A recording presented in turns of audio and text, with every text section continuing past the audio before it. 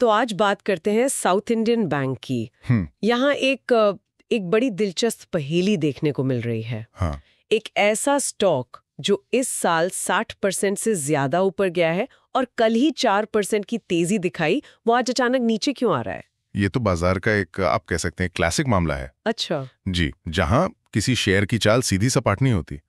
और सबसे हैरान करने वाली बात यह है कि इस गिरावट को ट्रिगर करने वाली कोई ताजा बुरी खबर है ही नहीं। यही तो बात है। तो सवाल यही है कि इतने मजबूत प्रदर्शन के बाद ये ठहराव क्यों? चलिए इसी पर थोड़ी गहरी नजर डालते हैं। ठीक है, तो पहले आंकड़ों को ही देख लेते हैं।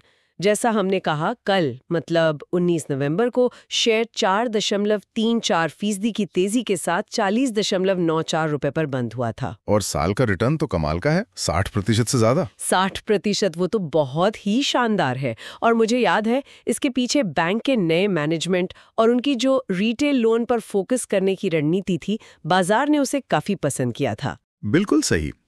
इस रैली के पीछे की मुख्य वजह वही थी।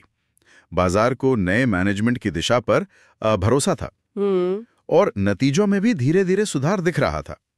लेकिन यहीं पर आज की कहानी का ट्विस्ट छुपा है। क्या? कि ये गिरावट किसी बुरी ब्रेकिंग न्यूज का नतीजा नहीं है। Q2 के जो नतीजे थे, आय में 2% की मामूली कमी या एनपीए में जो बदलाव थे, वो खबरें तो पुरानी हैं, वो तो पब्लिक में है पहले से। ये तो और भी अजीब है। मतलब कंपनी की तरफ से कोई समस्या नहीं है और पुराने आंकड़े सबको पता है। जी। तो क्या इसका जवाब हमें कंपनी के अंदर नहीं बल्कि बाहर खोजना पड़ेगा, मतलब पूरे बाजार के मूड में? आपने बिल्कुल सही नब्ज पकड़ी है। कहीं ऐसा तो नहीं कि कल की 4% की तेजी ही आज की गिरावट का कारण बन गई हो? बहुत हद तक यही लगता है। ये एक बहुत बड़ा फैक्टर है, जिसे हम प्रॉफिट बुकिंग कहते हैं। अच्छा। सोचिए, जिन निवेशकों ने ये शेयर 6 महीने पहले मान लीजिए 25 रुपए पर खरीदा था, वो अब 40 रुपए पर है। मतलब 60% के मुनाफे पर। बिल्कुल। तो इस लेवल पर कुछ बड़े प्लेयर्स हमेशा अपना मुनाफा घर ले जाना चाहते हैं। वो बेचते हैं, सप्लाई बढ़ती है और कीमत पर दबाव बनता है। लेकिन क्या सिर्फ प्रॉफिट बुकिंग ही पूरी कहानी हो सकती है? या फिर वो पुराने आंकड़े जिन्हें बाजार तेजी के समय मतलब नजरअंदाज कर रहा था, अब अचानक से मायने रखने लगे हैं? ये दूसरा एंगल है। आपने एनपीए का जिक्र किया था। हाँ। Q2 नतीजों में आय में 2% की कमी थी और जो ग्रॉस एनपीए है वो 5% के ऊपर बना हुआ है।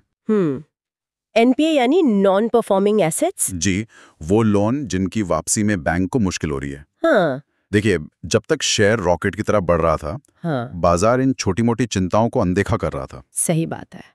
लेकिन अब जब ये 40 रुपए के एक अहम स्तर पर पहुंच गया है, तो वही पुराने आंकड़े निवेशकों को दोबारा सोचने पर मजबूर कर सकते हैं कि क्या इस कीमत पर ये शेयर अभी भी उतना ही आकर्षक है? बिल्कुल। तो इसका कुल मतलब क्या निकलता है?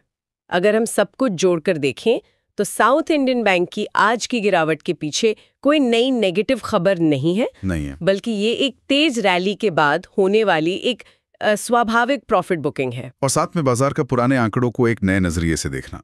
सही। कहानी किसी एक विलन की नहीं है, बल्कि कई छोटे छोटे कारणों के एक साथ आने की है। हो सकता है आज पूरे बैंकिंग सेक्टर पर ही हल्का दबाव हो, या ये बाजार की सामान्य उठापटक का हिस्सा हो। और ये एक बहुत अहम सवाल खड़ा करता है ना? क्या?